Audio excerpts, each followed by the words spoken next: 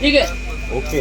नैतिक विकास सोच संस्थान के द्वारा सावन के महीने में साधना, आध्यात्म, संगम, गंगा, रुद्राभिषेक, ये इतना सुंदर पावन मिलन करके आप क्या कर रहे हैं। इतना सुंदर अवसर है ये, भगवान का भक्तों से मिलन करवा रहे हैं, रुद्राभिषेक करवा रहे हैं, भोजन करा रहे हैं, भाव देख रहे हैं।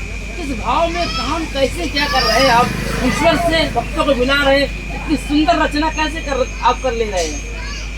देखिए, ये पवित्र सावन का महीना है। हमारे सनातन में सावन के महीने को सबसे महत्वपूर्ण और पवित्र महीना माना जाता है। ये भगवान देव के देव महादेव भोलेनाथ का प्रिय महीना होता है।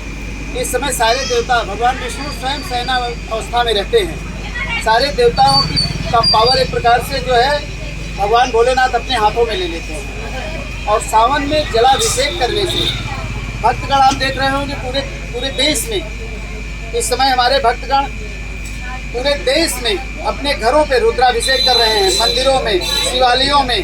आप यहाँ पर प्रयाग में भी नाथ वासुकी मंदिर है, मंगलामेश्वर है, इन सब जगहों पे, तमाम जगह पे लगातार रुद्राभिषेक का काम चल रहा है। उसी क्रम में प्रयागराज में भी हम लोग नैतिक विकास सोच संस्थान सेवा ट्रस्ट प्रयाग के तत्वावधान में विगत 20 वर्षों से, 20वां वर्ष है ये, 20 वर्षों से भक्तों के कल्याण के लिए, प्रयागवासियों के कल्याण के लिए, देशवासियों के कल्याण के लिए, अपनी स्वतः मनोकामनाओं की पूर्ति के लिए, विघ्न बाधाओं को दूर करने के लिए, भगवान भोलेनाथ को मनाने की प्रक्रिया में हम लोग भी एक पूरा सावन मास तक माँ गंगा की गोद में बैठ कर के त्रिवेणी के पावन तट पर अनंत पार्थिव शिवलिंग निर्माण करने का काम करते हैं। भक्तगण यहाँ पर आता है, सीधे भगवान से उसका मिलन होता है। कैसे मिलन होता है? क्योंकि हमारी इन्हीं हाथ की रेखाओं में हमारे भाग्य की रेखाएं छिपी हुई है। इसी में हमारे कष्ट, स्वास्थ्य, अच्छाई, बुराई सब कुछ है। इन्हीं हाथ की रेखाओं से हम शिवलिंग का निर्माण करते हैं। पवित्र गंगा की मिट्टी से यहाँ पर हम लोग इस निर्माण करते हैं और निर्माण करके शिवलिंग बना करके एक मुख्य बनाया जाता है। और सारे जो शिवलिंग होते हैं उनको इकट्ठा करके जिन भक्तों ने भगवान आपको बनाया है उनकी मनोकामनाओं को पूर्ण करें।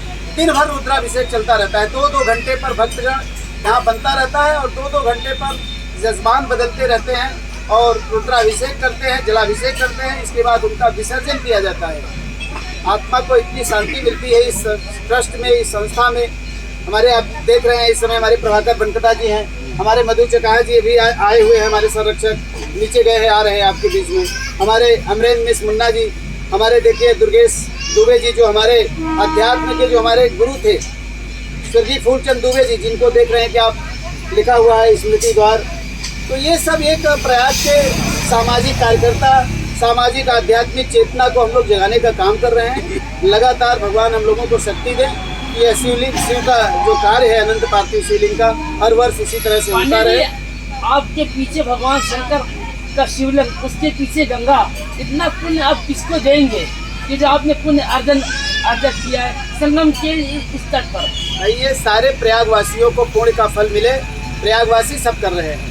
आप देखते हैं कि इसी गंगा के तट पे, इसी गंगा की गोद में पूरा विश्व पलट पड़ता है। अभी महाकुंभ बीता था जी, अनगिनत, हमें नहीं लगता कि प्रयागवासी किसी के घर में कोई भक्त ना आया हो, कोई उसका हितैषी नहीं आया हो। सब ने अपने सारे कष्टों को भूल करके उनके आओ भगत में, उनके सम्मान में, उनकी रक्षा में पूरी जान की बाजी लगा देते हैं। ये पवित्र तट है, यहाँ स्थान का महत्व है। इस स्थान पर यज्ञ करने से, क्योंकि यह ब्रह्मा द्वारा पूजित वेदी है, यहाँ ब्रह्मा ने प्रथम यज्ञ किया था इसलिए सृष्टि के विस्तार में, इसीलिए इसको प्रयाग कहा जाता है।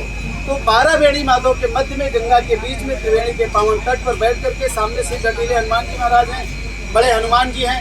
यहाँ पर सारे देवताओं की उपस्थिति में इतना आनंद, इसका हम वर्णन नहीं कर सकते हैं कि किस तरह से हम लोग आनंदित रहते हैं। भक्तों का कल्याण करें हमारे महादेव, और हम लोगों को ऊर्जा दें कि हम लोग इसी तरह से यह कार्य करते रहें। पांडे जी, ये जो आप यज्ञ कर रहे हैं, यहाँ पे दशाश्वमेध घाट भी है जहाँ ब्रह्मा विष्णु महेश ने लोगों की भलाई के, लोगों को उठाने के लिए यज्ञ किया था। उसी यज्ञ परंपरा को आप आगे निभाते हुए कार्य कर रहे हैं।